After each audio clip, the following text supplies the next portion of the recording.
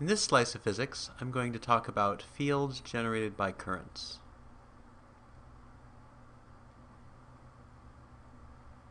So we know that magnetic fields can be generated by currents. For example, if we have a wire and there's a current flowing through it, then it generates a magnetic field around itself.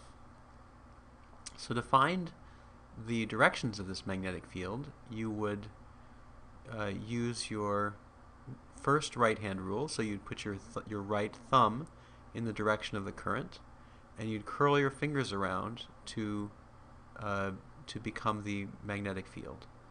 So you'd find that the field was out of the page, above the current, and that it went into the page below the current.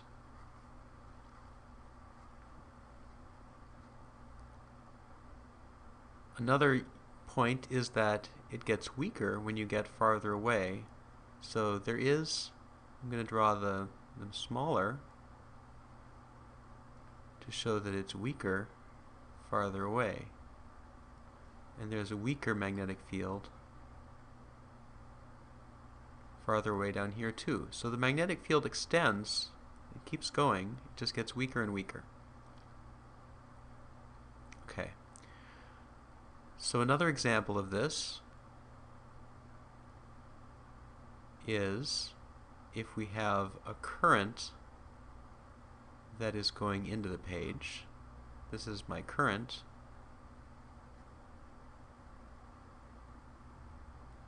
Then if I use that right-hand rule, that first right-hand rule, then I will find that the magnetic field points around in a circle this way. And again, as I get farther and farther away, it gets weaker. So here it's weaker.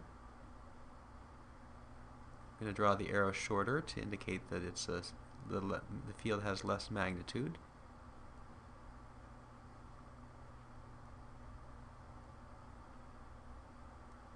And the farther away, the weaker it gets. On the other hand, if the current were to be pointing out of the page, then the magnetic field would point counterclockwise. So the formula for the strength of this magnetic field is B equals mu naught, where mu naught is a constant, times the current, divided by 2 pi r. So r is this distance, the distance to the location of the magnetic field from the current. Now, you'll also notice that if I were to make a little window here, then there would be some amount of magnetic flux through this window. So magnetic flux, which is represented by the letter phi, is equal to the magnetic field times the area of this window. So a window that is like this, I'm drawing one that goes into the page like this, can have this flux going through it. A window that would be flat on the page would be parallel to the magnetic field and it would have no flux through it. So another example would be if I go back to this wire and I draw this field, then a window here would have flux through it, and a window here would have flux in the opposite direction. Okay.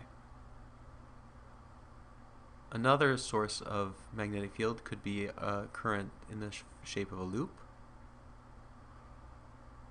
So here's a wire, and it has current going through it like this. So once again, you can use your right-hand rule, and you can find that there's out of the page field going down here and into the page up here. And the same all around. So that means that at the center of the loop, you would expect the magnetic field to be in. And the value of that center point, the magnetic field, can be computed, and that is magnetic field equals mu naught I over 2R. Now if I have multiple current loops, for example, if I have a wire that goes around and around and around like this, it went around 3 times, then the magnetic field at the center would be B equals mu naught I times 3 over 2R. 3 is the number of loops. So the number of loops increases the magnetic field. One more shape for a magnetic field, for a current to generate a magnetic field, is the solenoid. So a solenoid looks like this. There's a loop that goes around, and it goes around many, many times, and it creates a long shape like a slinky. And then maybe it's hooked up to a battery or something that makes that current. So in this case, there's a loop going around, but it also extends out in this length. And in that case, there's going to be a magnetic field at the center in some direction.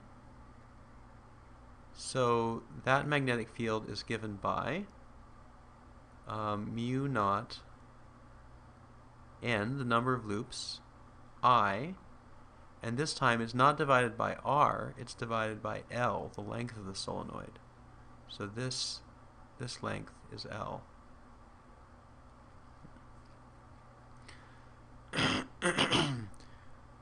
So a solenoid actually is very similar to a bar magnet. So there's a strong magnetic field inside, but when you get outside, the magnetic field lines have to go around back and get back to there. So the magnetic field lines always are in loops. Magnetic field lines always make loop shapes, like this. Let me erase this equation. Okay, so the magnetic field goes around like this in loop shapes. And it's much stronger at the center. So that's a solenoid. And with a solenoid, you'd expect that there would be a lot of flux through, if I made a loop around the solenoid like this, there would be a lot of flux through it. If I made a loop here, there would be some flux, but not maybe as much. There would be a lot of flux here, sort of at the mouth of the solenoid. There's a lot of arrows coming out. Okay. So, and I should just mention that an individual charge also creates a magnetic field,